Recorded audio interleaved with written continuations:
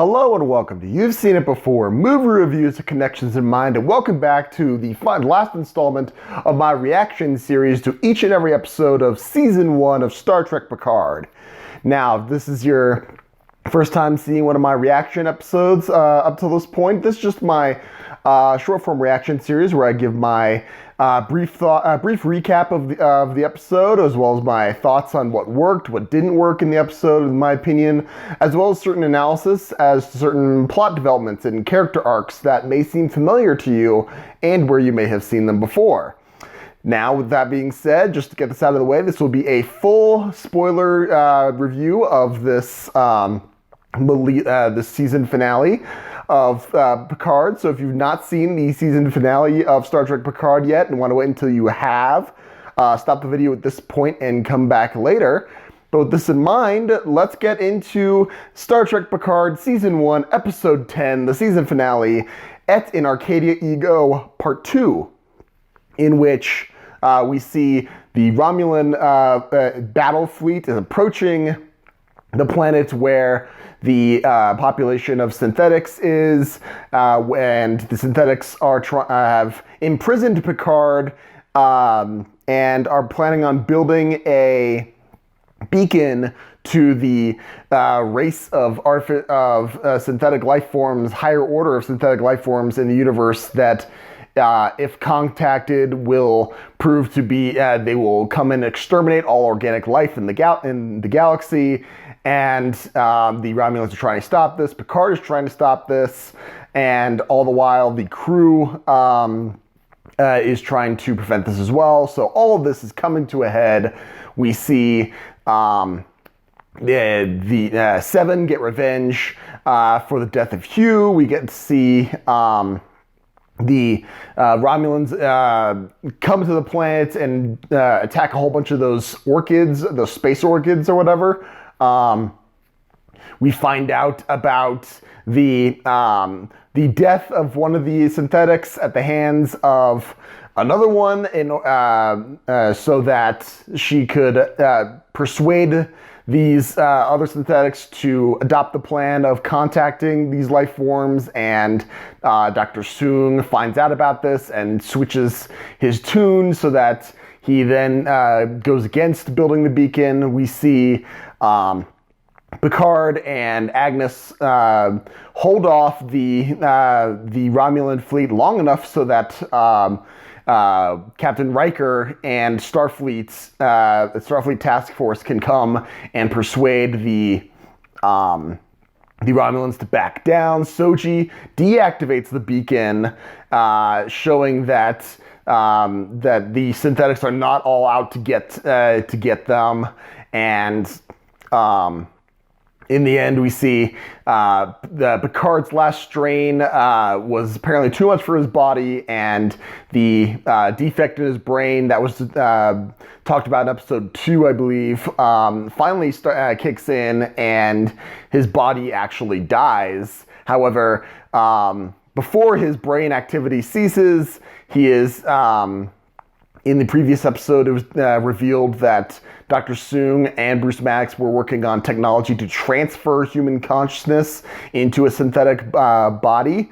And as it happens, Picard's consciousness is indeed transferred to that body, but at the same time, it is revealed that Data's consciousness, having been reconstituted from the memories left in the body of B4 in Star Trek Nemesis, has been living on in some form in a quantum simulation on this planet, and Picard and Data effectively reunite and have one last farewell, and Data reveals that he wants his consciousness to be shut down so that his life can finally be finite. And then we see the episode end with Picard adjusting to his new body, It is revealed, of course, that he is not a superpowered android, nor is he immortal, because they programmed it into the new synthetic body in such a way that it will eventually die in the quote-unquote proper amount of time that he would have lived had this brain defect not have occurred. And the episode ends, and that was the end of the season for Picard. I gotta say, as you always run the risk of this when with a very serialized season, and it's all supposed to be building up to something, and if it's and everyone kind of builds their own picture of things, of what's exactly the ending's going to look like, and obviously when the ending isn't quite what you lived up to expectations, it becomes a disappointment even when the final product is not actually terrible. It's just not what you expected or what you built up in your imagination. That may be the case. This is competently made, I guess, I mean, from a technical standpoint, but in my opinion, this was a fairly disappointing way to end this season. I thought that the magic fixer thing that they have for fixing the ship, they explain it well enough in the one scene where you visualize the fix and it does it. That is at least a plausible stretch of technology how it works. But then when they use it to augment the Picard maneuver, it basically becomes, in my opinion, a plot device to say, it's like, oh, hey, here, this just does whatever we need it to do. Okay, that just seems lazy to me. Also, the once the Romulan, well, B, I guess the wrong point B here, the Romulan fleet, not only are all those ships, they look very cookie cutter, which fine, the Romulan warbirds in previous Star Trek series were all kind of one class and looked like, so that's technically fine. But the Starfleet armada that arrives over the planet, it's all one class of ship, it looked like. And it's a very generic looking starship design too. That was very disappointing, and they didn't do anything with a combined Romulan Starfleet armadas facing off against each other. They don't do anything with that, and even the Starfleet armada, like I said, they're all very cookie cutter and generic looking ships. That's what I loved about Star Trek Deep Space Nine when we got into the Dominion War arc, especially I believe the season finale of season 5, where the war finally kicks off, and you see the Defiant meeting up with a giant task force of Starfleet and Klingon ships, and they're all different classes, all different kinds of ships. It's amazing, and we got to see that. And this time, it was so boring. They could have let their minds. They had all this time to make that all new designs of Starfleet ships 20 years after the Star Trek ended, and that's all we get. That just was very disappointing for me. Also, the fact that they do activate the beacon, the higher order of artificial life form as out there, they are alerted to them. It seems like to turn it into a portal where some weird robotic tentacles start to come through, and then when they shut down the beacon, they all kind of fly back through the portal, and then it closes. That's not a beacon, that's a portal. Two different things. That's not how beacons work. If a beacon's sending a signal and you're trying to locate them, we're already screwed at that point, because they know where we are. They've sent the signal. You can't take that back. So why that's not how that works. And they're playing it off that is how it works. And just like, nope, we're taking it back. It's like, that, no. So that just seemed really not, I was not pleased with how that went through. Also, this seemed a little bit more derivative of other things than certain other episodes are. I think if you roll back the tape to my other reaction episodes, you'll see that the episodes where I show that I had trouble finding examples of things that I'm looking for. This time, I don't have that problem. I have 3 examples of familiarity in this episode for what you've seen before. Number 1, the fact that Narek unites with the crew and the 7 and the XBs against the synthetics to shut down the beacon, sort of reminiscent of X2, X-Men United, where the former enemies unite against an extinction level event for their kind. Also starring Patrick Stewart, which leads me directly into point number 2, where this is now the second time that a character played by Patrick Stewart has his consciousness transferred into another body after his organic body, his main body, his original body has died. The first time, of course, was X-Men: The Last Stand, where the post-credit scene showed that after Charles Xavier was killed by the Phoenix, he transferred his consciousness into another body, a brain-dead body or whatever. So that happened, and finally, the concept of a Soong relative. With a group of enhanced different beings who fear humanity, in this case also all organics, seeking to destroy humanity / all organics, and that Soong relative being realizing that the leader of that group of people is willing to take morally dubious means to achieve safety for his people. And he then changes sides in order to prevent said apocalypse from happening. We've seen this before as well in the Star Trek Enterprise 3-part series focusing on the Augments, where a Soong ancestor is helping out these Augments who are related to Kanuni and Singh from the eugenics wars or whatever, and they're trying to set the Earth and the Klingons against each other, and also attack a Klingon colony with a biogenic weapon.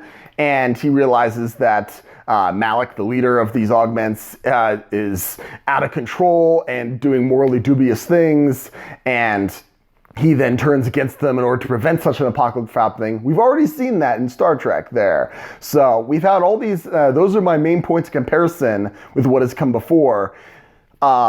I feel like I've been overly negative on this episode, and I think it's just because I've been saying all this time, this has been building up and building up to so much stuff, and I was hoping for so much more on this. And while the cinematography looks nice, when Picard and Agnes are flying through the battle between the Romulans and the Orchids, that looks kind of cool, but overall, it's like, it feels like they didn't stick the landing, in my opinion. So I feel like I've been overly negative on this episode, and I don't want to give you the impression that I absolutely hated it. I thought it was fairly technically competent as far as how it was shot, and the action where Picard and Agnes are flying through the battle between the Romulans and the Orchids. That looked pretty cool, but I will say this was in my opinion, this was a very disappointing episode, and more importantly, I would say this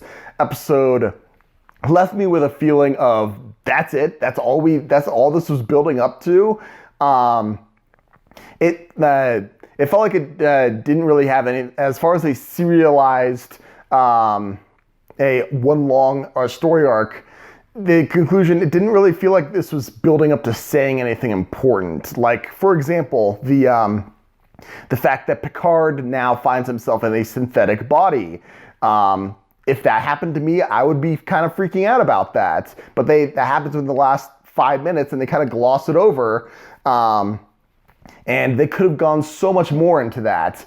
I'd like to point to, if you ever read the Cold Equations trilogy of Star Trek novels, that talks about how that story is about how Data's creator, that Dr. Soong, when his body is about to die, he actually created the technology to transfer his consciousness into a much improved android body, which is very human but is also immortal, and he wrestles with the possibility of living on for so long and not aging and being able to to what are the implications of, are you losing your humanity by not having the option of dying in a traditional sense, and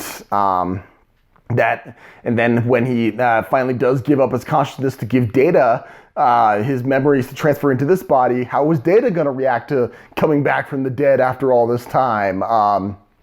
It delves into so many questions about that, and they could have gone a route with that, but they didn't with Picard. Maybe they'll do that in season 2 where he juggles with that, but this feels like a way to kind of cheat the fact that he was dying, and they kind of wanted the catharsis of this was going to be Picard's last great romp before he dies, and then he's like, all right, he did that, he died. Oh wait, no, we still want the adventures to continue. He can't.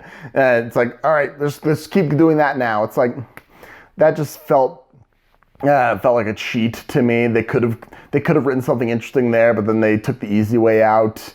As far as giving a means to continue making new episodes of this. So yeah, I think I may be in the minority, who knows, I haven't read any of the reaction to this, but overall I would say this is a very disappointing finale to the season, and I believe there is a season 2 coming soon, scheduled to be filmed. I hope they do better. I hope they take what happened here and take it somewhere interesting, but yeah, those are my thoughts on the season finale of Star Trek Picard. What did you think of the episode? Did you like it? Did you not like it? Did I miss something in my analysis? I may have missed something. Let me know in the comments down below. Thank you so much for watching. I appreciate whatever audience I can get. I'll be doing a full season review of season 1 of Picard coming soon, as well as other movie reviews. Obviously no new movie releases, since new movies are scheduled to be released anytime soon with all the things happening in the world now. We'll have to be creative on that, but again, if you liked this video or any other video on my channel, please give me a like, share, and especially subscribe. I'd very much appreciate it. Again, thank you so much for watching. You guys are the best, but just remember, there is nothing new under the sun, and yes, you have seen it before.